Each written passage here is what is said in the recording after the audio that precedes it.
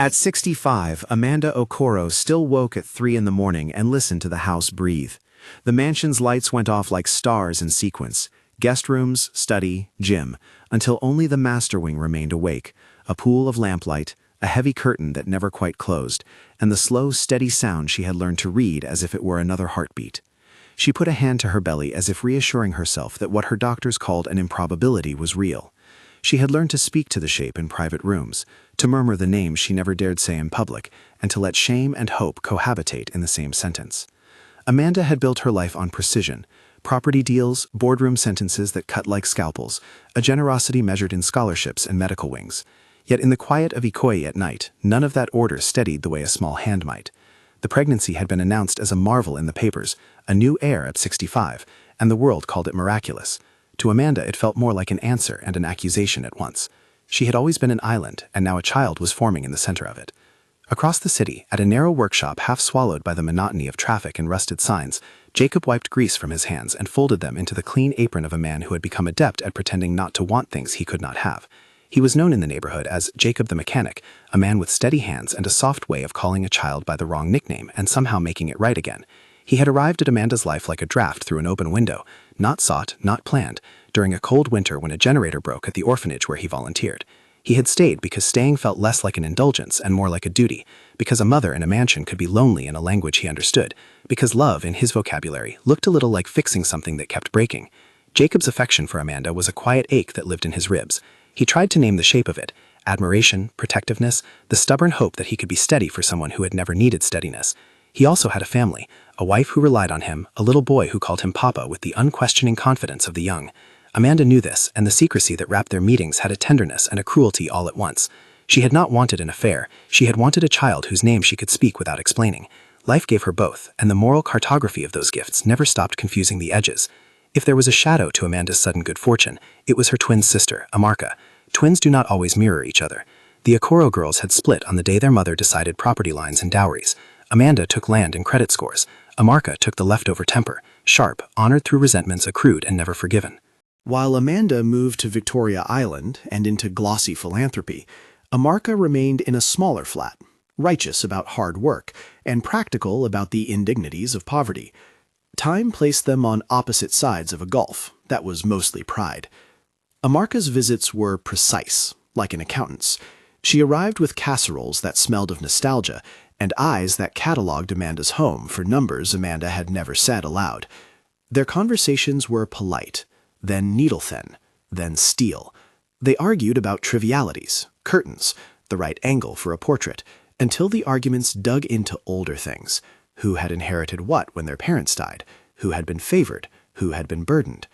If Amarka had a language for grievance, she practiced it meticulously, and it was difficult to tell where old pain ended and calculated resentment began. When the pregnancy was announced, the gap between them widened like the crack of thunder after a dry summer. Amarka did not say congratulations the way others did. Instead, she watched from the doorway with a look that combined calculation and entitlement. Her sons, Chisholm and Emma, were the live instruments in her life, trophies thoroughly polished for presentation. They were useful in ways that had nothing to do with love. Chisholm's manners made visitors comfortable. Emma's presence was a buffer. Between the two, Chisholm carried a temper dressed as loyalty. He treated his mother's word as law and Amanda's attention as an affront to his place.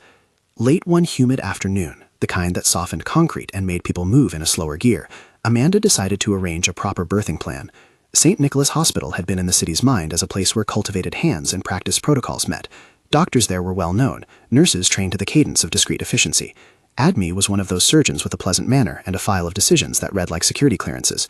Amanda paid for private rooms and imaging and staff who would cross town at odd hours to check on her. She wanted control. She did not know she was negotiating with the economics of other people's desperation. Amid this, Jacob's visits became furtive rituals. He would spend 2 hours in the parking lot repairing a governor's sedan and then step across the manicured lawns to hand Amanda a bouquet of garden flowers he could not afford.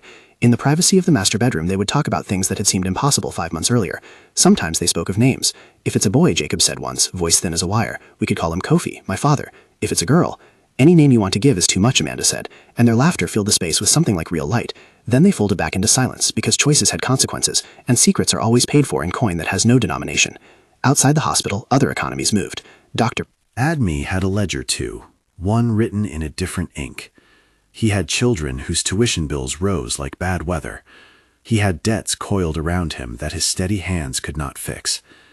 When Amarka offered him an envelope with a bend of crisp naira and a promise of future influence, words that sounded like security and opportunity, he waited the way a man weighs a scalpel. He told himself it was pragmatic. He told himself tomorrow would be kinder. He told himself he was doing what any man with a family would. The moral ledger tilted. Amarka's plan was meticulous and slightly theatrical. She would stroll into St. Nicholas under the guise of an aunt offering congratulations. She would ask for a tour, and in the 2 minutes when attention lapsed and the nursery smelled of antiseptic and milk, she would substitute one baby for another. She rehearsed her expression in the rearview mirror and smoothed the fabric of her dress until her breath matched the machine rhythm of patience. She told herself she was righting a wrong. She told herself the child would be better placed with her son's future, that Amanda would not notice the substitution because Amanda gave things names without owning their weight. The night it happened, the hospital corridor hummed with fluorescent fatigue. Nurses moved like ships in fog, transferring charts and offers of apologies. In the nursery, 2 infants slept with different reasons for waking. One made no sounds at all when she lifted his eyelids. The other blinked and blinked as if to learn the world. Amanda, exhausted and euphoric, pressed her face into the smooth mound of fabric and tasted the salt of tears she refused to explain. Peter, that is what she had decided to call him for now, was quiet enough that she believed her heart could learn his silence and call it belonging. Amarka wore a face that could be mistaken for concern as she moved through the hospital's staffed corridors. She knew Dr. Adme's schedule and his soft spots. She found him on the 2nd floor, a file pushed aside, his attention nominally fixed on a phone that buzzed with the small tragedies of municipal life. She smiled like a woman who would not be suspected, and when she slid an envelope across his desk, she left no fingerprints on its contents. He took it with the quick, reflexive motion of a man already guilty and unafraid to be more so. His throat worked once, and he said, "Of course, 2 minutes, I'll arrange it." What was done in 2 minutes is rarely melodramatic on the scale of film. It is efficient, clinical. A hand passes through a door, a label is read, a sleeping bundle is shifted from one bassinet to another with the deliberation of someone who drinks coffee black for focus. There was a silence to it, a professional hush that lives in hospitals where the human and the routine rub shoulders. The blind child, born with a condition that would mark him without making him less entire, was rolled into Amanda's arms. Philip, a strong infant with a cry that could have filled a theater, was carried away, wrapped in nothing but cloth and a folded promise he had never asked for. Amarka watched from a corridor with a prayer that felt like bargaining. She told herself she had acted for the good of 2 households, that chance had been a poor arbiter. She thought of her sons and the future they would not have had without the calculation she had just set into motion. Her hands did not tremble. Her lips did not smile. She remembered, as children do, what it is to want the second-to-last thing and to call it survival. Amanda left the hospital in a slow, tremulous column of visitors and staff, her cheeks hollowed from exhaustion and too much joy. She named the baby Peter in the car, with a certainty that had nothing to do with certainty. Jacob walked her to the driver and kissed the heel of her hand as if it were holy. St. Nicholas receded behind them like a theater curtain. Outside, Lagos moved on indifferent. For a while, the household learned a new rhythm. Peter learned lamps and the curve of the staircase by the sound of slippers against tile. He learned the scent of Amanda's skin, the particular cadence of her lullabies, how a hand could be trusted even when the light could not be read by the eyes that did not work. Amanda loved him in all the ways she had imagined a mother would, with accounts kept of vaccinations and milk and time spent at the window teaching the patterns of birds.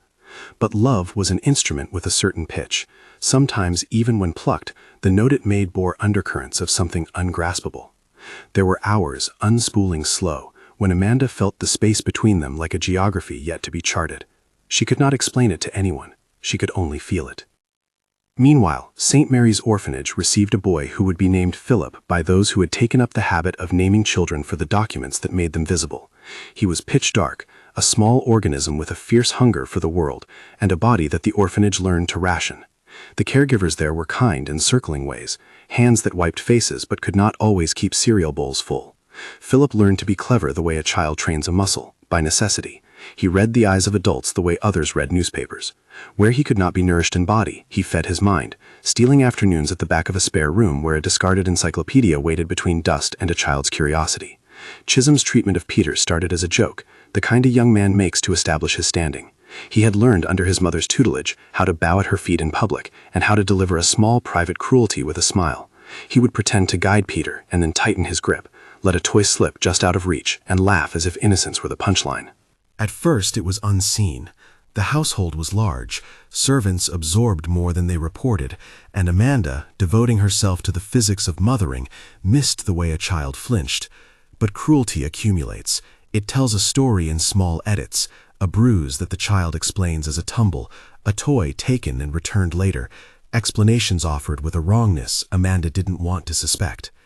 Jacob watched from the margins. He carried the knowledge of what had happened in the hospital like a stone in a pocket, its weight constant, its edges worn smooth by worry. He would come to the house and find Peter asleep and trace a finger along a lip with the gentleness of a man who knew the precariousness of small lives. Amanda's obliviousness to the origins of her child gnawed at him. He had the mechanic's practical mind. He could see evidence in the small things, a string of hospital paperwork misfiled, a nurse's face that did not meet his when he asked about names. He knew, too, that the truth would destroy not only the household, but the precarious moral scaffolding of his own life. He had a wife who could not forgive, and a little boy who needed a father who kept his promises. Dishonesty would ripple into both worlds, and his shame was a map of where it would land. The first real fracture came on a rainy afternoon 5 years later. Peter, now wide-eyed and cautious, was following the predictability of a child's map, hallways that smelled of lemon polish, stair treads that creaked, a hand for guidance. Chisholm was there, feigning tenderness, and in a moment that blurred like a photograph with a smear of motion, a shove that was not playful became one that was reckless. The boy fell. Amanda found him at the bottom of the stair crying a sound that pulled something in her chest, and knew without name that the sound was not only of pain. She carried him into the cab, Elijah the chauffeur cursing a private prayer, and the city rushed by in a smear of umbrellas and taxi lights. At St. Nicholas, a well-practiced routine unfurled. Triage, applause of figures moving with urgency. A nurse asked terse questions about bleeding and consciousness. There was a bruise like a dark bloom upon the temple. They ordered tests. Blood typing, the doctor said when he finally spoke with Amanda in a sterile room smelling faintly of antiseptic and fever, is a simple tool. Most people know the basics. A, B, A, B, O. But when a child's recorded type fails to fit the documented parentage, it becomes a question more than a fact. The tests came back, lined with the bureaucracy of a lab. Peter's blood type did not match Amanda's as would be expected if she were his biological mother. The head nurse said the words with both professional detachment and the slight tremor of someone aware of how quickly a family can unfurl. Amanda's first reaction was bewilderment. The second was a cold clarity that rearranged her world. Jacob, who had been pacing the car park outside and carrying the weight of 5 years in the crease of his brow, felt the stone in his pocket grow hot. "It could be a lab error," Dr. Adme offered, the voice thick with the kind of thin hope only professionals can manage. "We can repeat it." But repeat tests are invitations. Amanda watched the fluorescent lights and thought of hospital nurseries and the 2 minutes that could change everything. She thought of the silence that had lived between a mother and a son when she had done everything society told her to and still felt empty. Within her, a different kind of order booted up, a methodical, unrelenting need to know. Jacob's hands were steady when they took the form request for the CCTV footage. He knew the hospital. He had serviced its generators once and had walked its corridors late at night when he had no right to be there but had needed to fix a light for someone. He asked for the footage and for the nursery log. The hospital administrator told him, politely, that policies were strict and that to request such records required protocol. But Amanda's name had weight. A well-placed phone call, the mention of legal counsel in a soft voice, loosened doors that bureaucracies like to keep shut. The footage was compiled. The log that recorded the nurses on duty the day of the births would be made available, slowly, begrudgingly, but available. Meanwhile, Amarka watched the progression of these small catastrophes with an expression that had long ago been sculpted into economy. A woman who had gambled on control knows when the board tilts.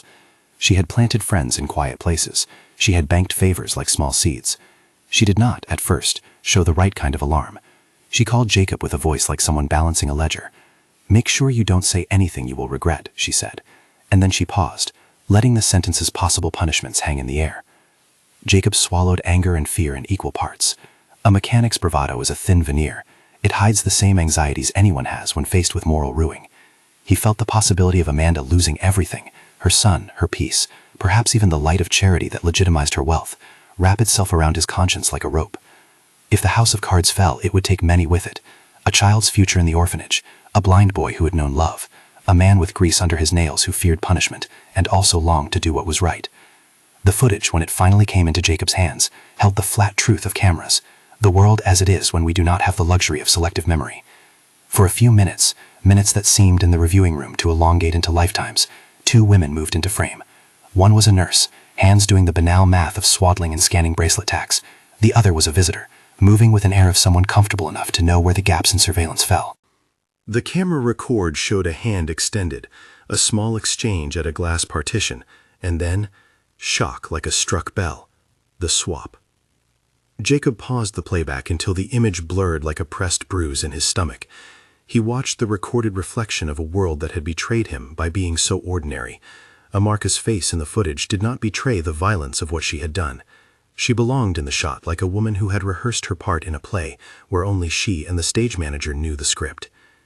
When Jacob came to Amanda with the footage, the way he presented it was careful. He laid the phone on the coffee table between them, as if offering a small animal they could not yet be sure of. Amanda watched the motion and felt the air thin. There was a neatness to the recording that no human memory could reconstruct. In the nursery window, the two infants were indistinguishable in the blur of infancy. The nurse's hands were methodical. Amarka's face, seen in the depth of the footage, wore the neutral calm of a tax collector completing his task. There was no flourish, no triumph, just a small economy of exchange. The world tightened around Amanda in a way she had not expected. The 2-minute exchange rewired her sense of certainty. She paced the floors of the house with the kind of motion that is a substitute for thought. Servants watched her with a new tone of resignation. Histories like this are a kind of public weather. She thought of the gifts she had given, thinking that charity might absolve everything. She thought of the lullabies she had sung to a boy who perhaps was not hers by blood. She thought of Philip, somewhere, whose environment had been a different sort of heart. The idea of two children whose lives had been traded like cards left a raw, bright brand across her mind. 5 years had smoothed some edges but hardened others. The revelation of the footage opened new things that had been lying in wait. Dr. Adme's debt ledger, Amarka's flights of plausible deniability, Chisholm's anger like an animal that had failed its predators and turned on the weak. The world had rearranged itself into potentials: a courtroom, a press conference, an orphanage office with a file stamped Philip Okoro, unknown parentage, and a child who had learned too early how to read people's intentions. Amanda's first act was not rage but a small dangerous tenderness. She did not want to render a child adrift anew. She did not want to seize Philip from his context and call it rescue. She wanted truth. She wanted the paperwork, the hospital records, the logs, the names of who had received envelopes that day. She wanted to rebuild the architecture of her life so that it might hold a different kind of honesty. Jacob, for his part, felt an old fear shape into its opposite. His life had been built on fixing things that were broken. The truth was a complicated mechanism. It required tools and time, and sometimes force. He had no legal training, no political leverage, but he had hands that could steady an engine and a network of people who owed him for favors involving jump starts and late-night tows. If a car trunk could be opened without keys, a conversation could be steered toward the light. He began making plans in the only language he knew for rescue: strategy, steady movement, and when necessary, the willingness to stand in harm's way. The household felt the first tremors in the storm that was to come. Small confrontations flickered. Servants whispered about the tape. Chisholm's eyes hardened like someone who feels the ground shifting from under his feet. Amarka, who had always been someone to keep chess pieces in her pockets, realized the board was becoming increasingly public. Dr. Adme, whose hands had arranged the swap as if it were a repair, sat alone in the hospital chapel and touched the place where he had put his faith in the calculus of money. Guilt, which had been a distant thing, crept up like a vine through his conscience. And then, in a quiet clinic room, the repeat blood test came back the same. When the nurse read the labels aloud, the syllables fell like small stones. Peter, type O. Amanda, type A. The inconsistency did not prove anything. Blood types can be complicated. But it exploded a grate of suspicion into the sweet-smelling air Amanda had tried to make a nursery. The word switch hovered and then demanded action. The narrative turned there, from the interior of private grief toward the hard edge of public inquiry. Cameras, logs, signatures, tools of a modern era where evidence did not need to be confessed to be believed, became the instruments of unmasking. For Amanda, the life that had been defined by control now required a new kind, the messy, brave control that answers to truth rather than image. When she stepped into the night after the hospital, the rain had stopped and the streetlights bled into puddles like blurred currency. She held on to Jacob's arm because sometimes courage is a borrowed warmth. His hands were grease-dark, and they fit into hers like a tool into a familiar slot. They walked in companionable silence. Above them, the mansion's silhouette cut into the sky, and the city hummed with 1,000 small survival stories being told in parallel. Who do you suspect betrayed Amanda? Comment below. They brought Philip to Amanda like a light that had been boxed and finally opened. For a minute, the room seemed to forget its breath. Lawyers at the periphery, a hospital chaplain holding his hat, reporters kept at a distance by polite barricades. The boy arrived small and stooped from years of undernourishment, but alert in a way that made the air around him thinner, eyes like dark coins, fingers quick at the edge of a puzzle no adult had yet set before him. He clutched a rag-worn picture book someone at St. Mary's had tucked into his bundle, and peered at letters as if they were faces he knew intimately. Amanda watched him, and every careful architecture she had built around her life shuddered. She had imagined reunion scenes in 1,000 sterile ways. The truth of that moment was noisier, fuller, and more fragile. Philip paused near her, and, unassisted by ceremony, lifted a hand and placed it on the hem of her skirt. The gesture was tentative, ownership born of loneliness and the half-formed manners the orphanage had taught, but it was right in a way that made her throat close. They moved with a bureaucracy's slowness to confirm identity, blood markers tested again, an advanced DNA panel run with an efficiency that felt like mercy finally catching up to cruelty. The test charts were small and clinical, bands of markers aligning to make truth unavoidable. When the lab clerk read the confirmation aloud, match confirmed, Philip Okoro, biological son of Amanda Okoro. The sound served both as a blade and a balm. Amanda tasted metal and something like a beginning. There was no ceremonial theft of the boy from the orphanage. The law had decided, provisionally, to separate custody from caregiving. A court would adjudicate custody in time. For now, the hospital acted as common ground, a neutral place to begin the work of mending. Philip, though frail, smiled once when a nurse slid a plate of bland hospital porridge under his nose, and he discovered the pleasure of food that did not have to be torn from schedule and ration. Peter, blind and still Amanda's son by the life that had been lived, stayed in Ikoyi, undisturbed for the day by court orders that finally respected the emotional ties a mother had built over 5 years. News moved faster than any of them. Social feeds cued images. Amanda at the hospital, Philip holding a worn book, grainy frames from the nursery camera. The city wanted to consume the neat cruelty of the swap and the satisfactions of retribution. For Amanda, the sensation was more complicated. She felt as if she were at once the subject of pity, the architect of an exposed household, and the guardian of 2 children's lives. Dr. Admi, when confronted, did not have the theatrical defiance of a villain in a novel. He had the small, inward collapse of a man who had allowed his life to be measured in installments. The evidence the investigators produced, bank records, a ledger of transfers, phone messages, a small envelope captured on camera, was methodical. The prosecutor laid it out plainly. Transfers on dates coinciding with the births, text messages that read like furtive negotiations, and admission, once the pressure tightened, that the envelope had exchanged hands. He said yes to everything, until his voice broke and he began to offer other explanations. Then he said yes again. In the days that followed, police moved through the corridors of wealth and the alleys of influence with the same determined neutrality. Officers took statements from nurses who had watched the shuffle at the nursery and from the hospital's night administrator. Some physicians spoke to the moral fissures in a system that paid well for private medicine and simultaneously left its staff vulnerable to temptations they could not meet otherwise. Dr. Admi's colleagues described him in professional tones, the competent hand, the reliable consultation. But the ledger of his deaths told its own bleaker story. A mortgage that ate the savings, school fees for a child in a private boarding school, gambling losses on names on a betting sheet. There was no one single explanation for his choice. There was only a lattice of pressures, each thin as a wire, all of them capable of cutting.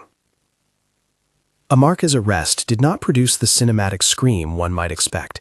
She sat in the back of a police vehicle with an economy of expression that made her seem less like a mother and more like someone used to accounting for consequences. When the officers read her rights, she listened as if inventorying them, assigning risk and noting mitigation. Perhaps more telling than her stillness was the way she moved her lips sometimes into a shape that could have been a prayer or a calculation, sometimes both. Chisholm, who had never been arrested before, protested at first, in the way of those who believe in their immunity. A flurry of legal teams, denials, outraged statements. He had cultivated a public demeanor perfected at dinners and ceremonies. In custody, the veneer cracked.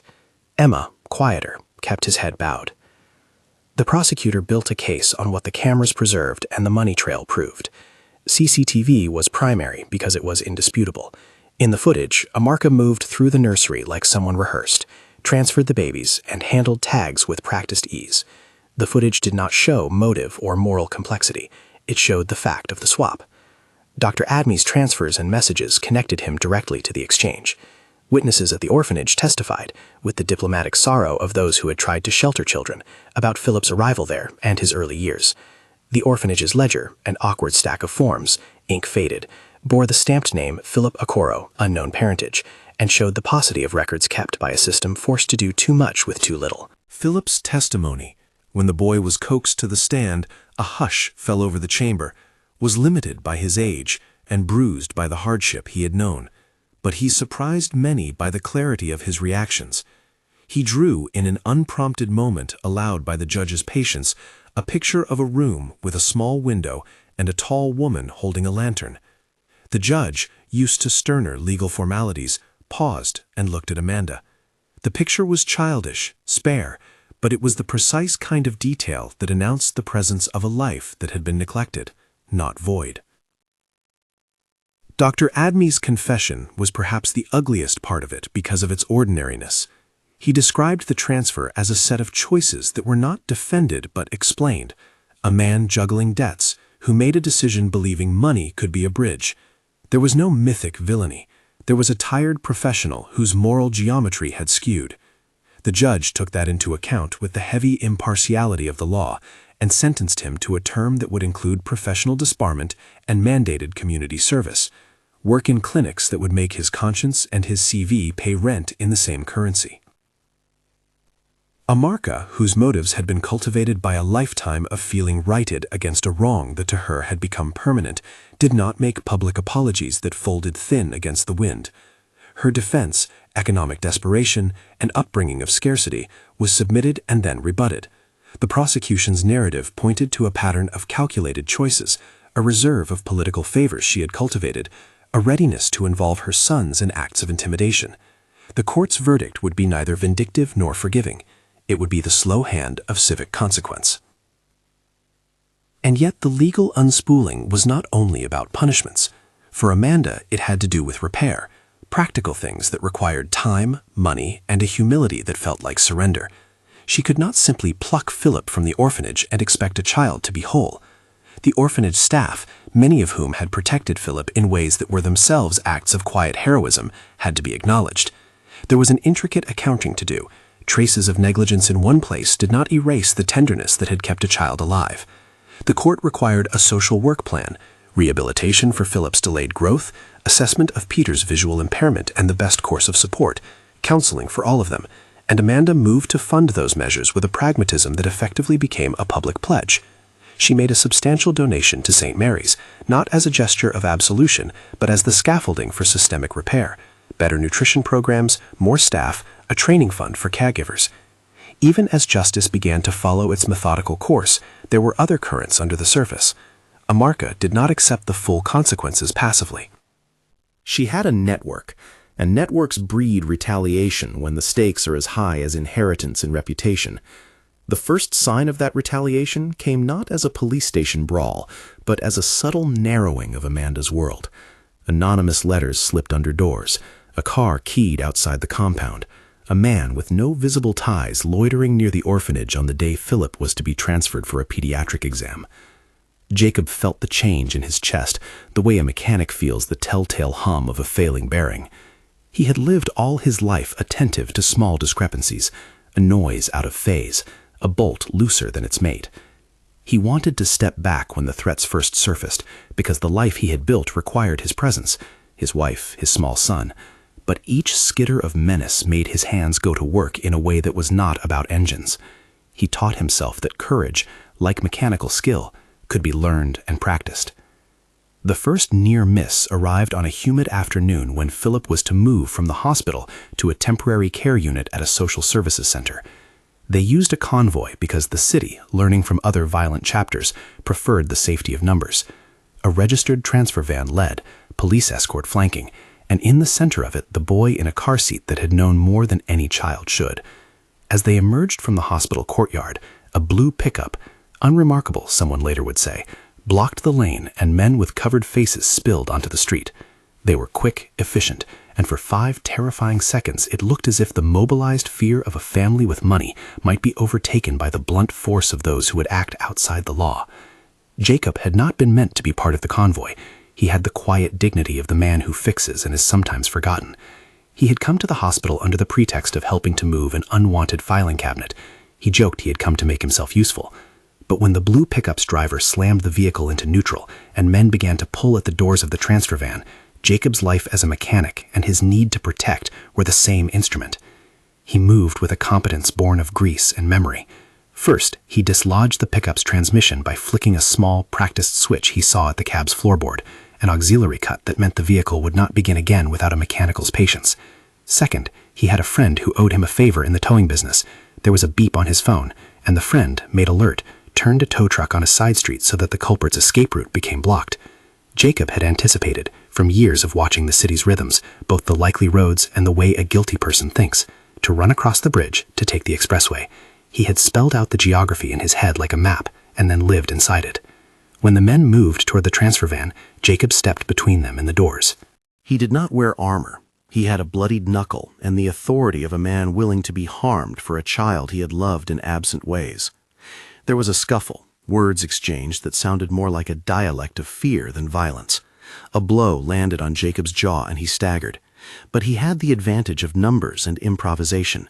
The tow truck arrived with a thump that startled the assailants, and police, already called by hospital security, turned the corner with boots that sounded impossibly stern on the pavement. One of the men drove off and left a shoe on the road like proof of an unsettled life. Another was captured in a tangle of arms.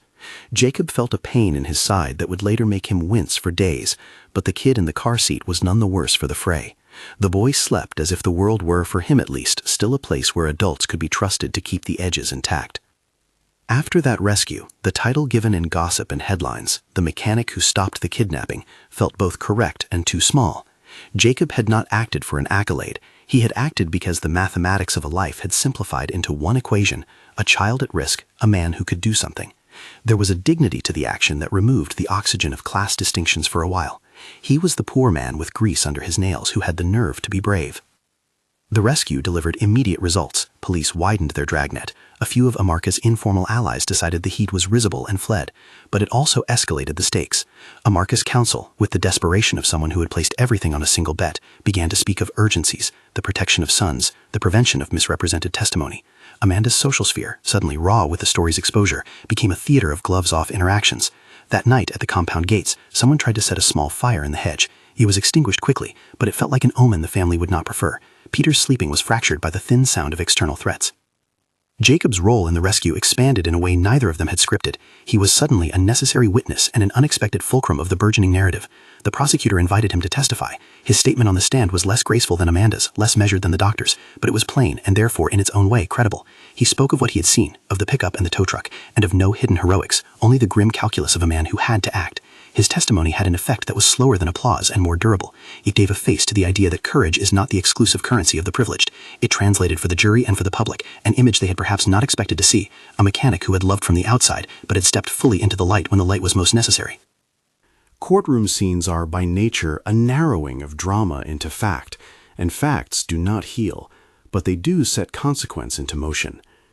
The judge, considering all the evidence, decided with a balance that tried to reflect both justice and the needs of children. Amarka was found guilty of child abduction and conspiracy to commit same. Chisholm's charges, assault and intimidation, were upheld after a painful testimony from a nanny who had finally, in the pressure of the court, spoken of the bruises she had hidden. Dr. Odme's sentence included not only imprisonment, but a rescinded license to practice medicine in the country. He was to work under supervision in the clinics of an NGO for a period, a sentence that both punished and sought to rechannel skills. The law could not erase the choices they had made, but it could make clear that actions have consequences. There was still life after the verdict. The legal machinery provided structure, but human hearts had fractures that law alone could not mend. Amanda had to decide how to be mother now that blood and years had been rearranged into a strange geometry. She stayed close to Peter, who continued to orient himself through sounds and the rhythm of her voice. She invested in tactile learning, braille books, mobility training, an instructor who could teach cane work and confidence. She had the resources to give him sighted guides, the best pediatric consultations, and specialists who explained the limits of modern medicine with a patient's humility. There was no overnight cure. Instead, there were small victories. The first time Peter navigated the yard alone with confidence. The first time he whistled when he learned a bird call by its cadence rather than by seeing a feather. Philip's transition was slower. Food at last filled him out, and his body learned to stop calculating scarcity. He obtained a medical checkup that found him resilient but delayed. With a steady diet and the attention of a pediatric team, he gained weight and color. Schooling for Philip was arranged after careful consideration. Amanda chose a small private academy with an inclusive program and tutors who could challenge and nurture his curiosity without overwhelming him. The staff at St. Mary's received increased funding and an endowment for long-term care, so that the children left in their charge would have less reason to be hungry and more reason to imagine different futures. There were harder conversations under the new roof. Amanda told Philip that he had been taken from them and then found again. She told Peter, in the quiet of bedtime, that a child might have many kinds of belonging. She sought to teach both boys the language of truth, how to speak about injustice without letting it unmake the heart. She did not pretend that what had happened was simple, but she worked to make the environment around both children a place where recovery could be practiced like a craft. Jacob, after the rescue, found offers he had never wanted. Interviews, meeting requests from civic groups, invitations to speak at community workshops. He found himself surprised by the opportunity to use the small platform that came with being recognized. He became an informal protector for the family and a public voice urging structural improvements, better oversight for hospitals, more transparent staff checks, funding for orphanages. He did this without theatrical self-inflation. He returned to his workshop the day after a long hearing, wiped grease on an old rag, and stood beneath the same fluorescent lights he had always known. He fixed a governor's belt with a kind of calmed mastery and answered his wife's reprimand with an apologetic smile. The life he had maintained, of small work, family dinner, and being a man whose identity tethered to his son's laughter, remained his anchor. Amanda, for her part, reconfigured what power meant. She could have used wealth to fully own the narrative, a reconstruction of image and family, but she chose pieces of a different currency, responsibility and public admission. She created scholarships in her mother's name, established a fund for the children of St. Mary's, and created an oversight board for private maternity wards that had previously been immune to scrutiny. These actions were not only penances, they were rigid, practical mechanisms to ensure the misalignment of the past could not so easily repeat. Amid all of this, Amarka's life contracted. In prison, she had time alone with a conscience and with the accounts she had kept. Her interactions were mostly with formal visits and a lawyer who sometimes offered schemes to appeal. Chisholm was compelled into a contact rehabilitation regimen that included community service, the very orphanage his actions had once targeted. For him, the work was less penitence and more exposure to the normalcy of a child's need. It became for him the first lesson in how cruelty could be unlearned when you had to face the faces of those you had harmed. There were sacrificial moments strewn like small lanterns through all of it. Jacob refused to let his public recognition rewrite his obligations to his own family. He returned to his wife with the offer, awkward, careful, of being a steady friend to Amanda in the new arrangement, not as a lover concealed but as a partner in protection. He could not and would not abandon his son or the quiet household that depended on him. Amanda understood this. She needed him not as a rescuer alone, but as a moral companion. They built a new arrangement. He would remain close, a fixture in the children's lives, occasionally living at the compound during periods of heightened threat, but he would otherwise return to his small, honest life. It was not a neat romance, nor a tidy ending. It was the patient work of a new structure. The change that had once felt miraculous, Amanda's pregnancy, kept bearing consequences neither of them could have anticipated. In private, Amanda wrote letters she never sent. She wrote to her mother in a voice turned inward, to the twin sister who had broken the family in ways both subtle and seismic. In those letters, she allowed a sorrow that had nothing to do with legal victories, the grief of something stolen, but also of the time lost. She imagined dinners that would never happen, conversations that could not be reclaimed, and the complicated gratitude she felt for a son who would now grow up under a roof his birthright had not always promised him. The last public scene of the trial season unfolded with a measure of muted fanfare, a press conference at Amanda's estate, where she spoke about the children as inhabitants of a city with a duty to be more careful for its powerless and more accountable for its powerful.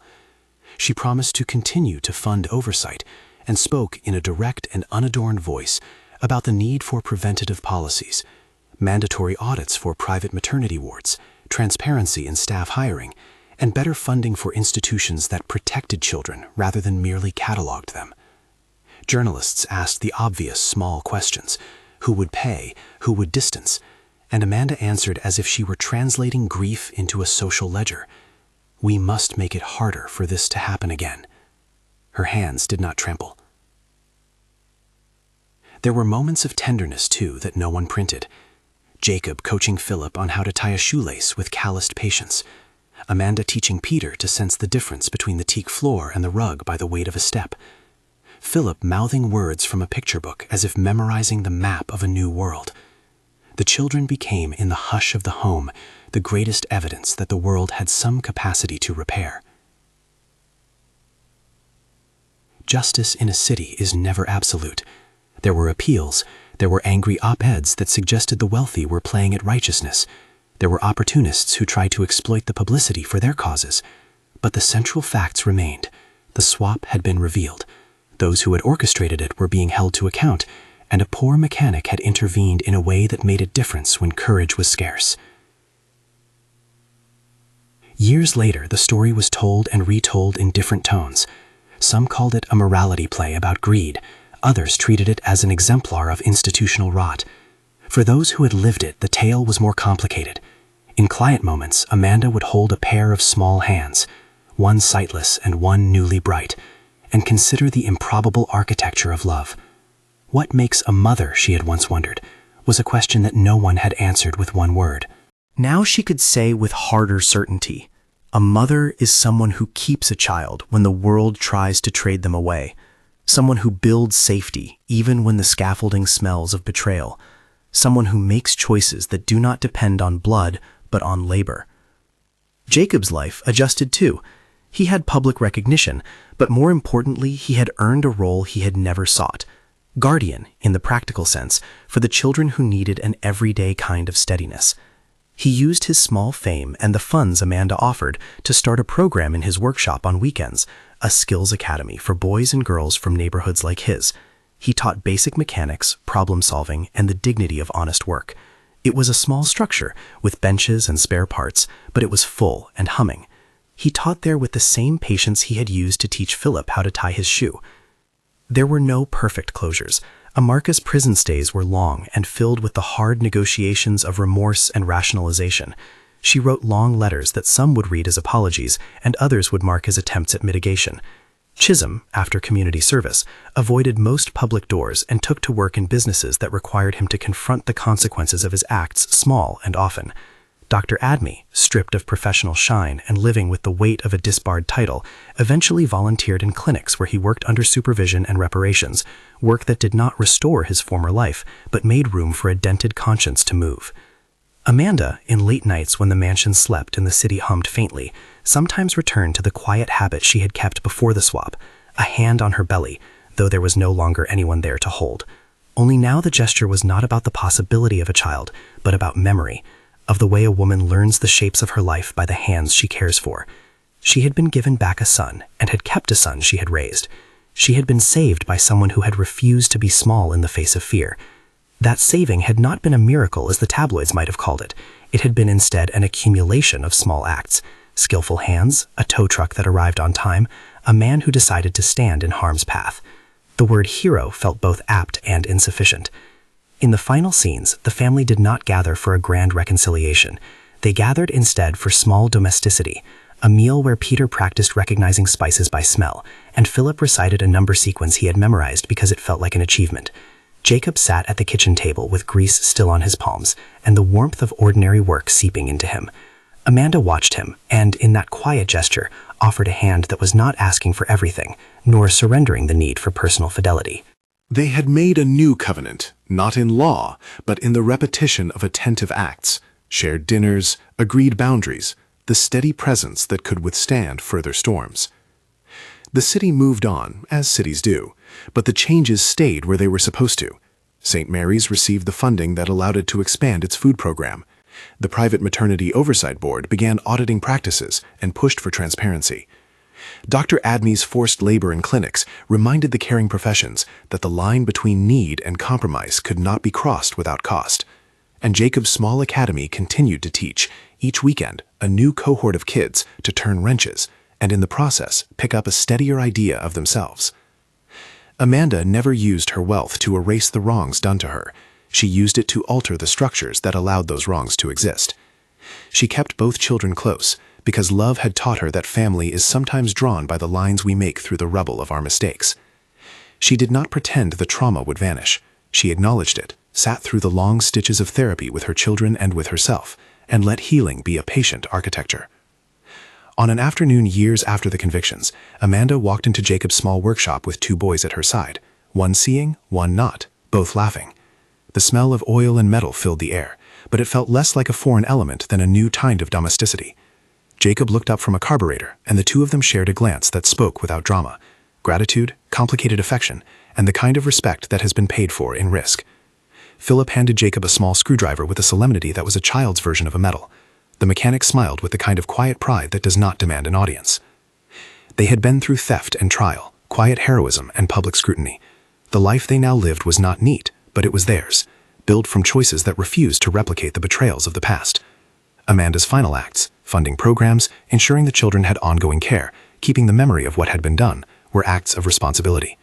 Jacob's rescue had been decisive, yes, but more than that, it had been a commitment, to stand when others looked away, to use skill where skill could protect, and to remain a steady presence when the world rewarded spectacle. The story did not end with a flourish. It ended instead in a house where two boys learned how to read the world in different ways, one by touch and sound, the other by sight and curiosity.